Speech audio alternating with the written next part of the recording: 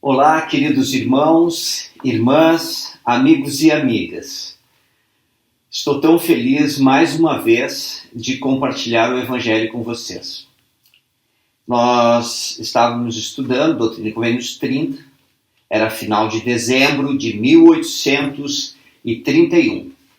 Josi recebera uma revelação de que os santos deveriam se reunir em Ohio. Logo a seguir, 2 dias mais ou menos depois, 3 dias, era 2 de janeiro de 1831, e os santos estavam em uma conferência da igreja na cidade de Fayette, Nova York.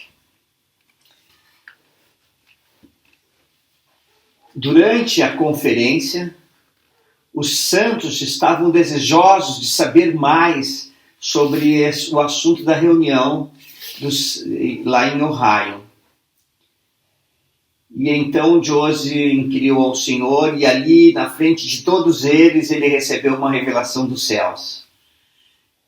Dá para imaginar você sentado lá, participando da reunião, ouvindo o profeta, e ele então começa a receber uma revelação dos céus e esclarece muitas coisas para todos eles lá presentes, e chega até nós hoje através de Doutrina e Convênios 38. Eu havia falado sobre Doutrina e Convênios 37, que tinha recebido a revelação de se reunir em Ohio, e agora Doutrina e Convênios 38 é durante a conferência. Dos versículos 1 até ali o 5, mais ou menos, o Salvador está se apresentando à congregação, E olha só o versículo 1. Assim diz o Senhor vosso Deus, Jesus Cristo, o grande eu sou, o Alfa e o Ômega, o princípio e o fim, aquele que olhou por sobre a vasta extensão da eternidade e todas as hostes seráficas dos céus antes que o mundo fosse feito. Alguns comentários, o Alfa e o Ômega, primeiro e o fim, ensinando-nos, que o Senhor, ele é eterno, infinito. Quando fala aqui de hostes seráficas, nossa, o que quer dizer isso, como será isso? Para falar sobre isso, primeiro, nós temos que saber que a palavra serafim, que no hebraico é uma palavra em plural, que significa anjos. Os anjos, nós podemos encontrar pelo menos 3 tipos de anjos diferentes. Anjos que são pessoas que ainda não têm um corpo físico, porque estão na existência pré-mortal, eles podem vir e dar mensagem do Senhor e ir embora. Ou então, nós temos anjos que são mortais. Vocês já ouviram a expressão, aqueles missionários foram anjos na minha vida, ou aquela pessoa foi um anjo na minha vida. E também pode significar pessoas ressurretas que vieram e ministraram aqui na terra, como é o caso, por exemplo, de Moroni, que é chamado de o anjo Moroni, tá bom? Muito bem. Mas o termo serafim, que é anjos, ele se refere a espíritos, filhos de nosso Pai Celestial, que ainda não possuem um corpo, estão vivendo na pré-existência. Não se tem certeza se esse termo também se aplica a pessoas ressurretas, tá bom? Continuando, lá no versículo 4, o Senhor fala assim: sou aquele que arrebatou Sião de Enoque para o meu próprio seio. A gente fica assim, nossa, como é que é isso? Trouxe a cidade para o meu seio? A gente não entende bem. Então deixa eles explicar. Na antiga Israel, quando as pessoas iam se vestir, eles usavam, os homens, a vestimenta da época era um tecido largo, ele pegava, tipo um lençol, assim, passava aqui, passava outra por cima, colocava um cinto, e daí ficava aquela parte aqui, transpassada um no outro assim. E aqui colocava alguns objetos, e era comum levar as crianças aqui. Então o pai levando seus filhos, ou a mãe, Era comum colocar aqui um bebê, né? E quando o Senhor usa esse termo, mostra essa proximidade. E olha que interessante, continuando no 4. E em verdade eu digo que todos os que crerem em meu nome, pois eu sou Cristo, e em meu próprio nome, em virtude do sangue que derramei, por eles intercedi perante o Pai. O Salvador Jesus Cristo deu sua preciosa vida, verteu seu sangue, para que nós, eu e vocês, e a humanidade, todos, pudéssemos um dia ressuscitar e voltar à presença de nosso Pai Celestial, como seus filhos. Mas, ao fato de interceder por nós, então o Senhor se tornou o nosso Salvador. Mas mais do que isso, Jesus Cristo se tornou nosso Pai. Porque, como ensinou o rei Benjamim, lá no livro de Mormon, aquele profeta que subiu, mandou construir uma torre, porque tinha tantas pessoas para falar, né? Ele fala que nós, quando acreditamos em Cristo, nos tornamos progênie de Cristo. Então, quando nós aceitamos o batismo de água, aceitamos o batismo do fogo e fazemos convênios com Deus, nós nos tornamos progênie de Cristo. Jesus Cristo se torna o nosso Pai. Fantástico, né? Às vezes fazemos coisas que têm certos simbolismos e nós nem percebemos. Muito bem. Continuando, no versículo 7, ele fala assim, ó, mas eis que em verdade vos digo, que meus olhos estão sobre vós. Estou no meio de vós e não me podeis ver. Que experiência extraordinária. Ouvir durante uma conferência o profeta tendo a revelação logo ali na sua frente e falando que o Salvador está entre nós e não podemos vê-lo. Quantas vezes durante sua vida você sentiu o Salvador tão próximo de você e não podia vê-lo? Momentos sagrados, né? E às vezes, hoje, em meio a esta pandemia, ou mesmo cercado de muitas pessoas, nos sentimos às vezes sozinhos. Mas lembra das palavras do Salvador, Ele está entre nós. Podemos e devemos crer no Salvador e exercer fé nele. Isso me enche de alegria, irmãos. Continuando no versículo 13, fala assim, ó. Deixa só colocar aqui o cenário histórico, tá? No versículo 13, o senhor vai falar algumas coisas, mas qual era a reação das pessoas, né? Algumas pessoas, escreve John Wickman, ele escreveu que algumas pessoas estavam desconfiadas do profeta Joseph. Que talvez ele quisesse levar as pessoas para o raio para se aproveitar financeiramente delas. Já pensou? Que tipo de desconfiança, hein, irmãos? E algumas pessoas pensavam isso. E então, no versículo 13, ali na congregação, em frente de todos, o profeta, como um instrumento das mãos de Deus, sendo o porta-voz do Salvador Jesus Cristo, disse: e agora eu vos revelo um mistério, uma coisa que se acha em câmaras secretas, para, com o passar do tempo, causar vossa destruição, e não o sabieis. No versículo 28, eu li o 13, vamos ler o 28. E outra vez vos digo que o inimigo nas câmaras secretas procura tirar-vos a vida. E os santos não sabiam, mas existiam inimigos que conspiravam e planejavam destruir o reino de Deus na terra, a igreja restaurada em seus primórdios, mesmo ali onde eles se encontravam em Fayette. E então o Senhor estava advertindo-os e informando-os através do profeta, coisas que eles não sabiam, mas se confiassem no profeta e rumassem, seriam salvos. No 14 fala assim: mas agora vos digo, e bendito sois, não por causa de vossa iniquidade, nem de vosso coração incrédulo, pois em verdade Alguns de vós sois culpados perante mim, mas serei misericordioso com vossas fraquezas. Olha que coisa interessante, o Senhor estava revelando, ali mesmo na congregação, tinha algumas pessoas que não estavam acreditando no profeta. E mesmo sendo incrédulos, o Senhor disse, olha, mas eu tenho misericórdia de vocês. E no 15 fala assim, portanto, sede fortes de agora em diante, não temais, pois o reino é vosso. Não enche de esperança e alegria, de paz, de contentamento, ouvir o Salvador dizer assim para cada um de nós, olha, sede fortes daqui para frente. Não importa se você tenha tido falhas no passado, continua forte de agora em frente. Eu sei que alguns pecados graves devem ser confessados, irmãos. Mas não acredito que isso faz parte da maioria dos santos. A maioria dos santos são fiéis, dignos, têm o coração voltado para o Senhor, como você.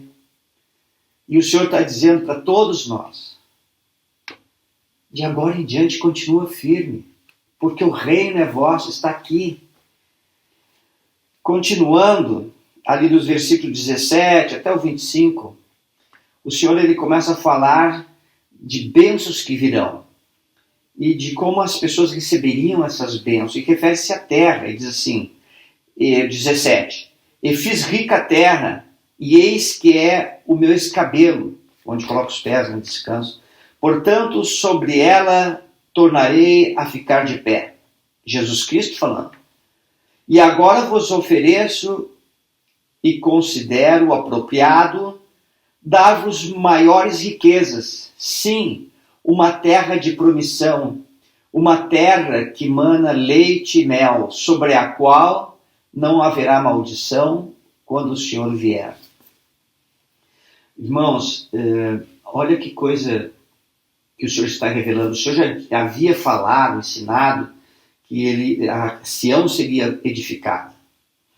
Então aquilo poderia ser, nesta parte, falando temporalmente, que teria uma cidade de santidão, Sião. Mas também, olha no versículo 20. E este será meu convênio convosco. Vós a recebereis, a cidade de santidade, essa terra de promissão, como terra de vossa herança, e como herança de vossos filhos, para sempre, enquanto a terra durar, e tornareis a possuí-la na eternidade, para não mais passar. Então ele está falando também da terra em seu estado celestial, que será a morada daqueles que herdarem a vida eterna, e a terra será toda ela como vidrificada, e será um grande e lindo ninho. Em Mateus 5, fala que os mansos herdarão a terra. Os mansos vão herdar vida eterna, irmãos. Ai, como isso é bom, né? Que contentamento, que esperança aumentada de vida eterna através do Salvador Jesus Cristo. Mas a pergunta, ou o versículo, melhor dizendo, o versículo que mais me chamou a atenção aqui foi o 19. Olha o que fala o 19. E dá-la-ei a vós, como terra de vossa herança, se a buscardes de todo o coração. Ai, irmãos, irmãs, ouve o Salvador. Ele está dizendo que a vida eterna será sua se você assim o desejar e buscar de todo o coração.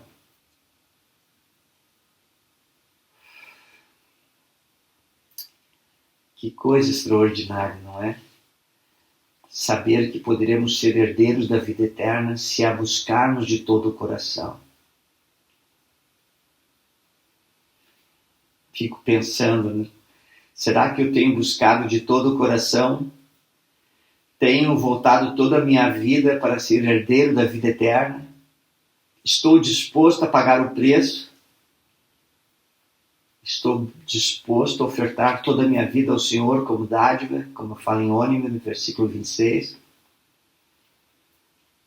Daí, continuando, irmãos, no versículo 27, fala assim, ó: eis que isso vos dei como parábola, e é como eu sou.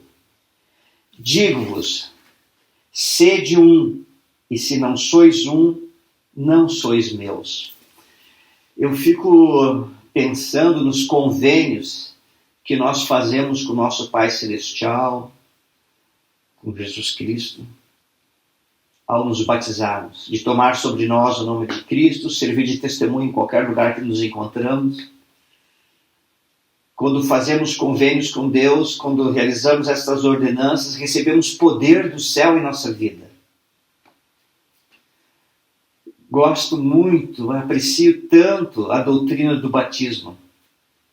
E gostaria de chamar a atenção sua para um aspecto dessa doutrina, que tem me chamado muita atenção este ano, que é o batismo de Adão, conforme está lá em Moisés, em Pérola de Valor. Após o batismo, o Senhor fala para Adão que agora ele era um com Jesus Cristo. E Jesus Cristo é um com o nosso Pai Celestial. E então, irmãos, ao nos batizarmos, nós nos tornamos um com Jesus Cristo e com o nosso Pai Celestial. Não é extraordinário? Falando um pouco mais sobre ser um, o presidente Arlen, na Liahona de novembro de 2008, página 69, ele faz um discurso, né, com os corações entrelaçados em união. Esse é um discurso de conferência, né? Ele fala assim sobre ser um. Sabemos, abre aspas, sabemos por experiência própria que temos alegria quando somos abençoados em união. Ansiamos, como filhos espirituais de nosso Pai Celestial, pela alegria que tivemos com Ele na vida anterior a esta. Ele quer atender a esse sagrado desejo de união por causa do amor que tem por nós. Ele não pode conceder-nos isso individualmente. A alegria da união que Ele tanto almeja nos dar não é solitária. Precisamos buscá-la e tornar-nos dignos dela juntamente com outros. Não admira, portanto, que Deus peça que nos unamos para que Ele possa abençoar-nos. Ele quer que nos reunamos em família. Ele criou classes, alas e ramos e ordenou que nos reuníssemos com frequência. Nossa reunião com Deus, nossa reunião que Deus planejou para nós, vamos de novo, nessas reuniões que Deus planejou para nós, estão nossa grande oportunidade. Podemos orar e trabalhar em prol da união que nos trará alegria e multiplicará nossa capacidade de servir. Fim da citação. Quando o Senhor desejou, em sua sabedoria, nos abençoar com união, para que pudéssemos ser unos de coração e vontade, lembra do povo de Enoque, Moisés 7, 18, 28, 7, 18? O Senhor chamou a seu povo Sião, porque era uno de coração e vontade, vivia em retidão e não havia pobre entre eles. Ser um, o povo de Sião era um, e foi trasladado aos céus. O Senhor levou a cidade de Enoque aos céus, para salvar seu povo do dilúvio que viria, devido à iniquidade do povo. Lembra? E essas bênçãos da união que o Senhor deseja dar-nos, que são tão sagradas, elas não são individuais. Nós precisamos gozar, partilhar dessa experiência de ser um em família, em nossas alas, ramos, igreja, faz parte do processo de vida eterna aprendermos a ser um com nossos irmãos. Talvez você esteja me ouvindo e já esteja pensando no seu coração assim, irmão André, mas você não conhece minha família, nós somos um ainda. Continua em retidão, continua sendo uma pessoa reta, mansa, digna, justa, fiel. Continua buscando o Senhor de todo o coração. Continua buscando as revelações do céu que te conduzirão em segurança nessa terra. E no devido tempo do Senhor, todas as bênçãos serão suas, mesmo bênçãos de famílias eternas. Mesmo que você que está me ouvindo hoje seja um irmão que é solteiro, com mais idade, o Senhor vai providenciar tudo para seus santos fiéis. Vamos continuar aqui no versículo 30. O Senhor fala, aqui no versículo 30, ele encerra assim: mas se estiverdes preparados, não temereis. Se estiverdes preparados, não temereis. Lembra que nos últimos dias virão pragas, virá uma chuva de pedras que destruirão os alimentos da terra, as colheitas. Teremos guerras. E como nos escapar de todas essas calamidades que virão? O Senhor mesmo nos deu a resposta, irmãos, e está aqui em Doutrina e Convênios, no capítulo 1, nos versículos 17 e 18. Observe. Portanto, eu, o Senhor, conhecendo as calamidades que adviriam aos habitantes da terra, chamei meu servo Joseph Smith Jr. e falei-lhes do céu e dei-lhe mandamentos. E também a outros dei mandamentos de proclamar essas coisas ao mundo.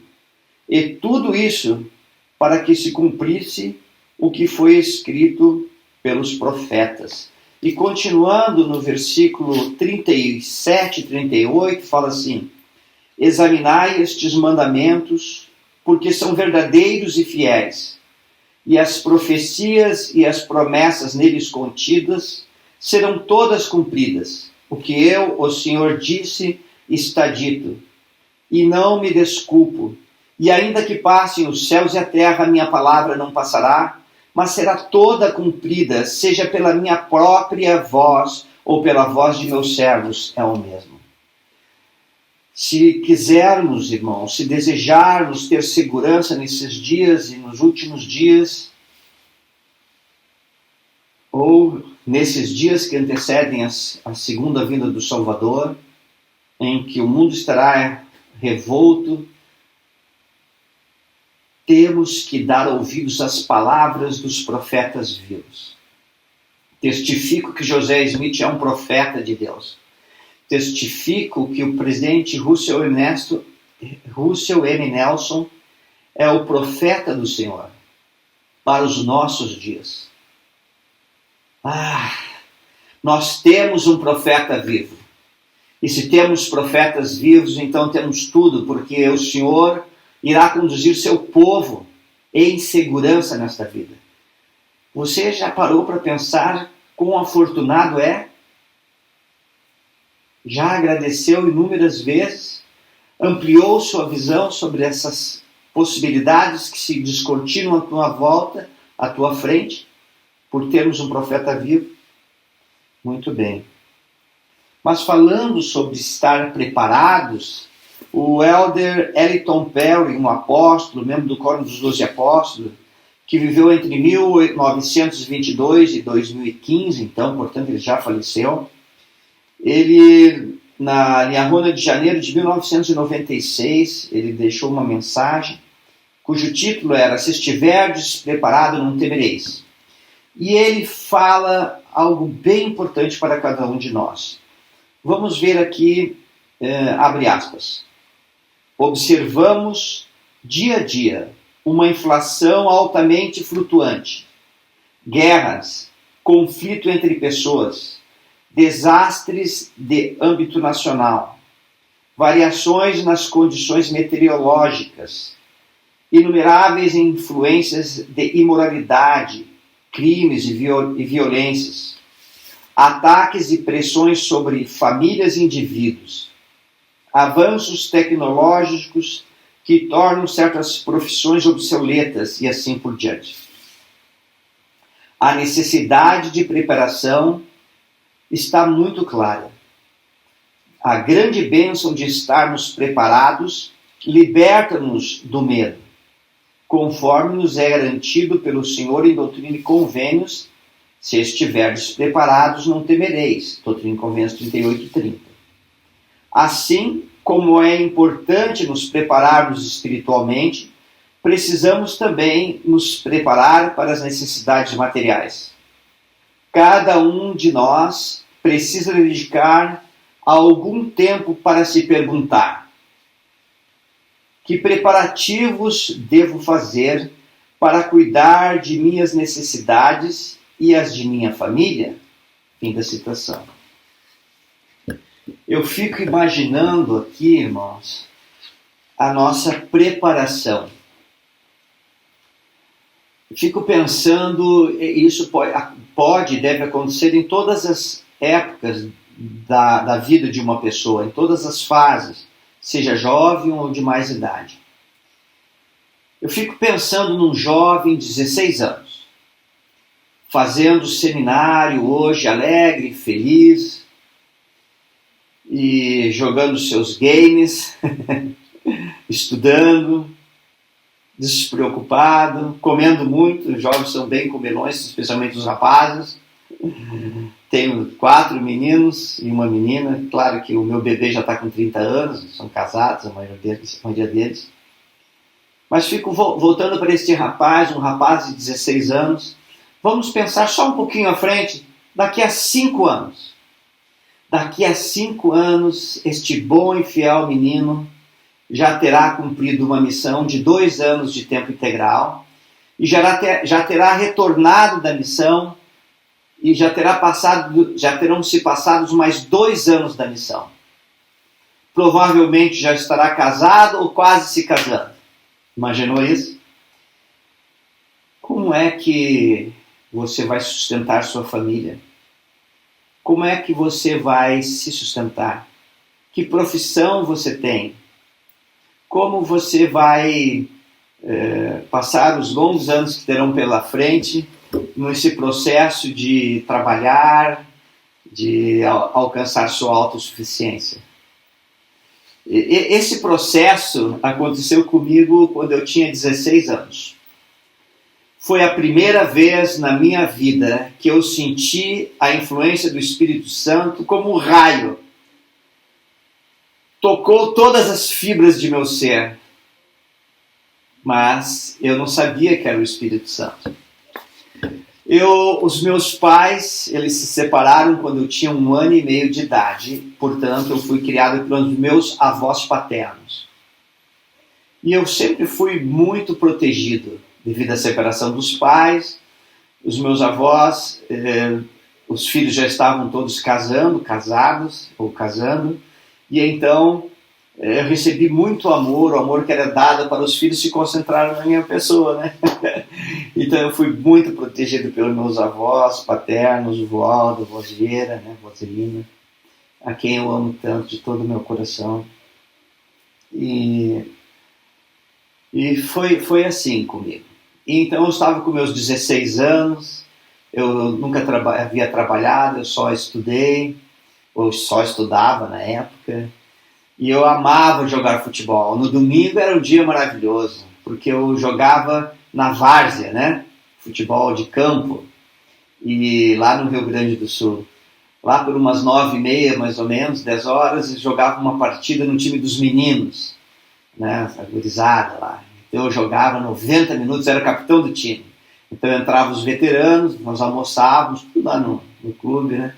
E daí entrava o segundo time do nosso clube. Eu jogava no segundo time. Daí ia para o vestiário, eu lá trocava de roupa rapidamente, eu entrava lá e jogava no time principal do clube. Titular do time principal. A última vez que eu joguei, jogava no meio do campo, o ponteiro cruzou a bola e eu bati assim, pá! Entrou bem embaixo da trave, o goleiro se esticou, foi um golaço. Eu estava radiante.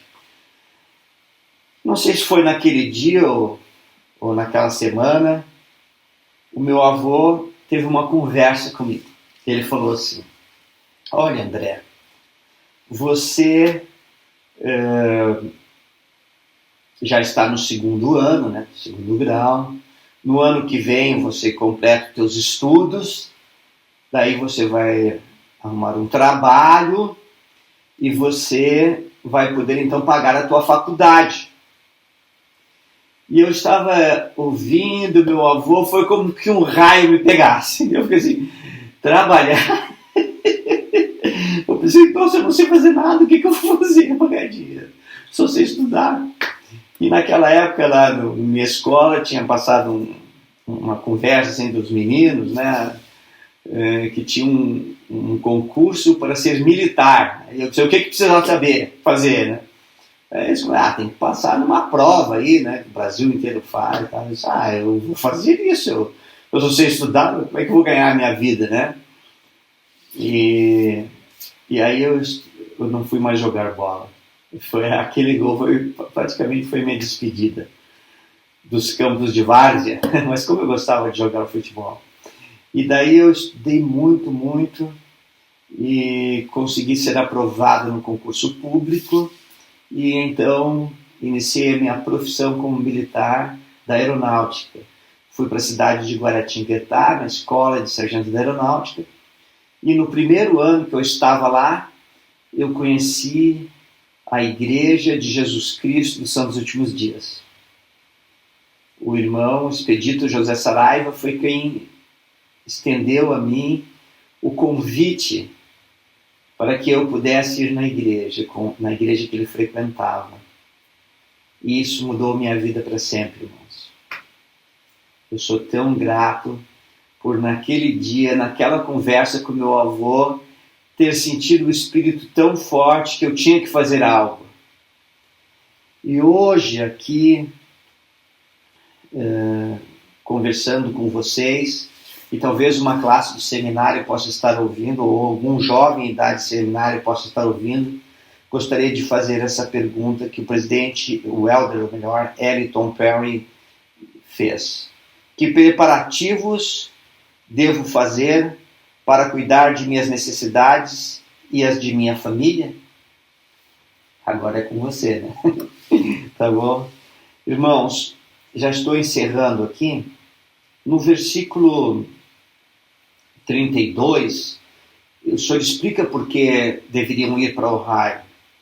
E na aula anterior, do capítulo 37, eu expliquei mais sobre isso. Mas no 32 ele fala assim: e lá sereis investido de poder do alto.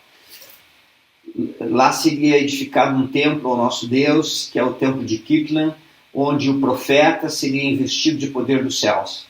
Poder de unir famílias para toda a eternidade, de coligar Israel e outras chaves. No 40, só uma pontinho assim, se você não foi no templo ainda, se você é um jovem, dá para imaginar na tua vida você ser investido de poder do céu? Todas as pessoas que já passaram pelo templo, já foram ao templo para fazer seus convênios com Deus e tiveram a oportunidade de realizar as sagradas ordenanças, sabem do que eu estou falando. Procura lembrar das tuas experiências, de como você foi e é investido do poder dos céus para viver em retidão nessa terra. Sou tão grato por isso. E essas bênçãos são ao alcance de todos. Se prepara, vai. Versículo para encerrar 42. Aqui fala assim, que eu gostei desta parte, né? Se limpo, vós que portais os vasos do Senhor. E, irmãos, na antiga Israel, no templo, eles tinham vários utensílios, né, vasos que eram levados para e faziam parte das ordenanças que lá eram realizadas. E a pessoa que levava portava, que transportava, devia ser tão puro quanto o vaso, porque deveria ser sagrado. Sugerindo a nós, eu e vocês, que devemos ser puros. O apóstolo Paulo, ao escrever a seu jovem amigo Timóteo a respeito disso, afirmou: ora, numa casa grande há vasos de ouro e de prata, de pau e de pedra. Esses eram objetos comuns para lavar e purificar na época do Salvador. Mas Paulo prosseguiu dizendo: se alguém se purificar da indignidade, será vaso, santificado e idôneo para uso do Senhor, e preparado para toda boa obra. Portanto, disse Paulo, foge dos desejos da mocidade, segue a justiça, com um coração puro, invoca o Senhor. Fim da citação aqui. Que lindo, né, irmãos? Isso se aplica aos jovens e nós adultos. Foge dos desejos iníquos. Foge de tudo aquilo que te afasta de Deus. E se torne um vaso santo para ser utilizado pelo Senhor. Irmãos, sei que Jesus Cristo vive e sei que Ele dirige-nos através de profetas vivos. O reino está novamente sobre a terra. E eu deixo esta aula com toda a humildade, em nome de Jesus Cristo. Amém. Tchau. Tenha um ótimo dia. Continua firme. O Evangelho é verdadeiro. Vai, continua firme. Tchau.